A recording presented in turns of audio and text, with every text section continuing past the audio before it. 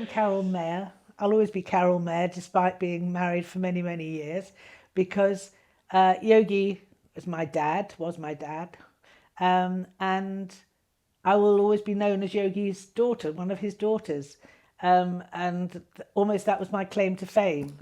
And I shared Yogi with Brady, and had to follow him to Brady in order if I really wanted to see him, because that's where he flourished, that's where he lived, that's where that was his life. Yeah, well, it was a life well lived, let me tell you. He was the most optimistic person I had met or probably would meet, and his belief that you can do or can contribute to whatever needs to be changed or done. And the other thing was that he believed that everybody had something to contribute and everybody had a talent. They just had to recognise, what do they like doing? And through knowing what you liked, then you'd realise that you were pretty good at it. Yes, it's interesting how that squares with what I was saying about the talent in the club and how it was encouraged to manifest itself. But Absolutely. yeah, it was extraordinary. I related the work that Yogi did and the way that he did it and the enthusiasm with which he did it to the war. Right. Post-war, that the Jewish community in Britain was the only Jewish community in Europe not affected by and not just essentially destroyed by. Do you know, I hadn't actually recognised that, and of course it's true. And I have felt for a long time that what Yogi brought to the club was something more than charisma and enthusiasm, but a recognition that Jewish life after the war had to be somehow expressed in, as you said, in an optimistic way. Yes. Yeah, there was a future for Jews in this world. Yes. And that future was the boys and the girls in the girls' club. There was nowhere else in Europe where this was possible. Yes. And here was essentially a German refugee who had in his hands, post that appalling disaster, a group of young people who had to be made to feel that this wasn't the end of the Jewish life on this planet. We could be something really special. Yes. I think that's what he produced. You know, I think that is really important, because when he was in Germany, he was already a youth leader, a leader of the Jewish youth movement, and whether it was through his art as well as his sport, and also writing, because he was a journalist as well. He was doing all these things, they were all going on. But he always led people and helped people, and if they wanted to do it, he said, right, do it. Even on Kristallnacht, when everything was burning, there were the two young women who said that they needed to get nearer, they needed to know about their synagogue, they needed this, and he said, right, we'll go. And everybody was fleeing, everybody was getting out, and he was saying, no, if that's what you need to do, we'll do it, and managed to take them wherever they were going and get back. And nothing was ever impossible. His own home life was difficult, because he lost his mum when he was 6, and then his father was a businessman and quite formal and strict, so Yogi was quite rebellious, and he favoured his older brother, Francis, and used to call him into his office, his father did, for meetings and so on. So Yogi was left to his own devices, and he didn't mind that. He'd just go off wasn't a problem. He'd go off and whether he was painting or doing sport or whatever, he always had a drive and an energy to do something and enjoy it, and he, always make the most of everything that was going on. And then when he came, his involvement in the youth work there, I think, was already influenced by Kurt Hahn, who started Gordonston, and Yogi knew him and was definitely, that influenced the Jewish youth movement and this belief in, which was German as well, the sort of outdoor activity, the walking, the exploring nature, the being out there, which Yogi again brought to London. Come on, Brady boys, we've got to go to Skeet, we've got to go to camp, we've got to go abroad. There's a whole different world out there that you can really enjoy. So he brought all of that with him, which I think sort of equipped him. But I think one of the really interesting things was that there was an extraordinary discipline in the club, which wasn't imposed by a set of strict rules. There was, as I remember it, no violence. No. And I think that how Yogi managed was without temper. He didn't shout and scream and No. and say. There was something about his presence and the degree to which, not that they were afraid of it. They certainly weren't afraid of him. No. He didn't instill any fear into anybody. No. But there was a huge sense of respect and admiration for him as an individual. Very unusual across the board to have so many boys, all coming from different homes and different levels of education and what have you. But across the board, that respect for the individual was such that he didn't have to impose a regime on the club. Yes, and that stayed with those people because we know from the feedback of people who were at Brady, however little they were involved, as well as those who were very active, and they would just say, well, we all talk about Yogi and Brady. They were synonymous for 20 years. And that there was this respect and affection that people have held with them through their lives. And so many of those boys, but also the girls as well, were saying how much it actually influenced their lives and what they've made of themselves, because he really helped them believe in themselves. Exactly.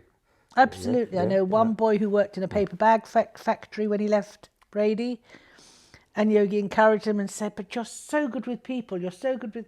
And he managed as a mature student to get to university and qualified and did well.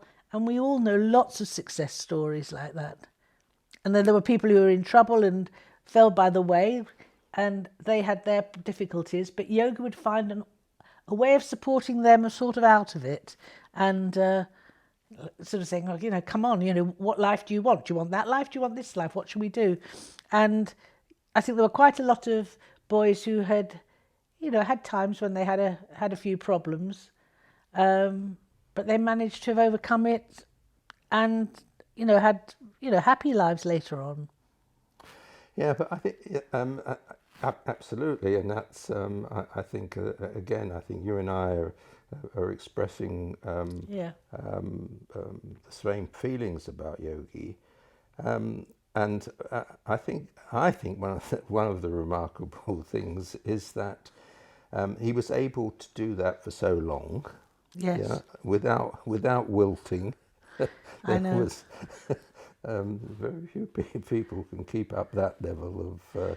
Well, he believed he could, Michael. I mean, he was told when it was time to go, but then carried on with youth work in Islington for quite a long time and contributed as a youth officer in a different way. But But what I wanted to ask you is, do you think that your dad was almost impelled by what had happened to the Jews of Europe and by his own experiences to make Brady the best it could possibly be? In other words, that it was for him that it was a project. I think so. I think a lot is also about the individual boys themselves rather than the Brady entity. I think his belief that every individual boy might need some help but had to find his way, that was very, very important. But yeah, he believed that Brady was certainly the best club and would be the best club, and had something to contribute to youth work nationally, because Brady wasn't the only Jewish youth club. As we know, there were quite a lot of Jewish youth clubs who relied on volunteers, members of the Jewish community from London, the whole of northwest London, everywhere, to come and help, and made a fantastic contribution. But Brady stood out from the other clubs, and I think that probably was Yogi. Yeah, absolutely. It was Yogi, and I can't imagine that it would have been the same without him. I think it was an extraordinary achievement. He didn't believe there were any limits or anything he couldn't do. But there was one more difficult side, and that was as his daughter. I was going to ask you about your mum. And my mum. Yeah, because we certainly, in a way, played second fiddle. But I mean, she recognised early on that he had this incredible drive, and although he enjoyed his family and later on was more and more involved with all of us, we shared him. I always feel that growing up I shared him with Brady, and that's how I got involved with the club, because we weren't living nearby. We were living in West Hampstead. But in order to see Yogi, I had to get there. So that's why I started going to Brady. And of course, we had the benefit of all our wonderful holidays, either at camp or on holidays abroad with the club. But as far as the individual relationship was concerned, that was much more difficult to achieve. And I would say emotionally, I was much closer to my mother, although my sister, Monica, identified with Yogi as well. She's a complete free spirit. She can act on impulse and make good, sound decisions, or if they don't seem sound, she'll make them sound. She won't regret anything in her life. And she does lots of very independent things, and she's got all of this from Yogi, and he encouraged us very, very much. But her actual nature and character is quite similar to Yogi, and they adored each other, and also when my mother had died, Monica and Yogi had a very, very special relationship that really enabled him to retain a quality of life. What I wanted to ask you about was not so much about the boys at the moment, but about the men who managed the club. Yes. Yeah, who were an extraordinary bunch. Yep. And I never had the sense that Yogi had to kind of organise them and discipline them, or that somehow... It was a hands-off thing, but he kept his eye open. He was very aware of how they were working with people, and again encouraged them. Because, I think for many of the managers, they needed Brady as much as their contribution. Yeah, it was quite symbiotic, really. Yes, I make that point in the book. Yeah. Some of incredibly confident people who are very successful in their lives already and so on. But particularly, I think it was maybe younger managers who became involved, had quite often their own issues, their own difficulties, the difficulties in relationships. And somehow through, whether it was through managing football teams or whether it was to do with skeet, they'd, again, in the same way as Yogi encouraged the members, he was encouraging the helpers, I think, and the managers. I would go farther than that, because as I say, I made the point in the book that I think they all got an enormous amount from Brady, from the boys. Yeah, they had an experience which most young men of their age would not have had. They came from wealthy West End families very often, and they came to the East End essentially to improve us. Yes. And found that actually the improvement went both ways. Absolutely. And I thought that I've always marvelled at that. I thought that was there wasn't a sense that you were being led by these people. You had a sense that these were people who were just there because they wanted to be there. They had tasks and they carried them out. But I think it was, as you say, it was entirely symbiotic. Yes. Absolutely. And it made such a difference that That's you did right. not feel that these were, these are important people and you've got to do as they say, and they're here to lead you, and you're the unfortunates who they have to deal with. There was just this terrific sense of being members of this club. Yes. And sharing fun. Yeah, I think there was a lot of shared fun between. And there was a lot of humour. All the time. Humour carried on all the way through. Yeah, it was terrific. And I think people felt very secure, safe, confident. And kids who didn't want to spend too much time at home. There wasn't much to do at home. There wasn't much on offer at home. Just loved to come after school and wanted to be at the club. And showers. Yes. Yes. Who had a often shower? Didn't have a bath or a shower at home, and they came to club and had their shower and bath, and so it was. I went every single night that the club was open. Yeah, because I lived in a crowded flat, and there were a lot of us in there, and it was it was my life.